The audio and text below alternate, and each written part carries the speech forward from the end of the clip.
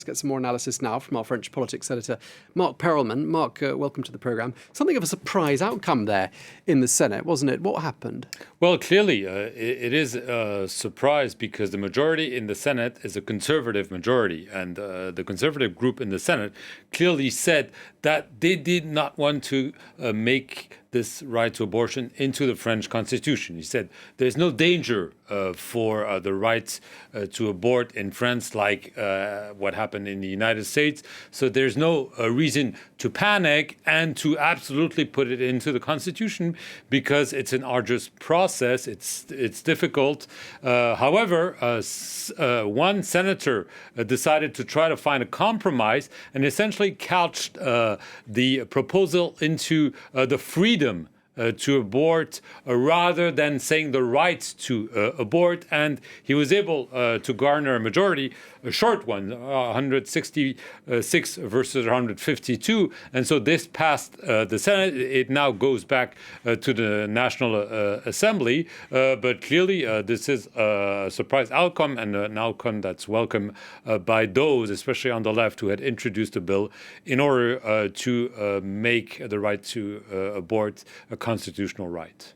Okay, and if indeed this is enshrined in the Constitution, France will become the first nation in the world to have such an article in the Constitution. Just talk us through the next steps. Well, this bill goes back to the National Assembly. We can assume the National Assembly will vote. Then, to make it into the Constitution, there are two choices. Either a referendum. You ask, you call for a referendum and say, okay, do you want the right to abortion to become a constitutional right? Yes, no.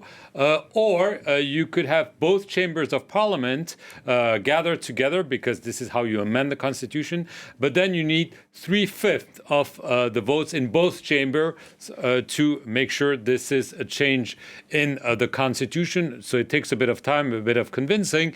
And there's always the possibility that if such a Congress, as it's called, where you convene both chambers of parliament, is decided, the government might try to add a few other things that it might change in the Constitution. So there are still several steps, but clearly this was a major deal for those who had pushed for this to become constitutional rights. They might say, yes, France is different from the US, but things can change quickly, and they want to make sure that this right is protected and well protected. And the best protection is to make it a constitutional right. Okay, well, thank you very much indeed for that. Our French politics editor, Marc Perelman. Thank you.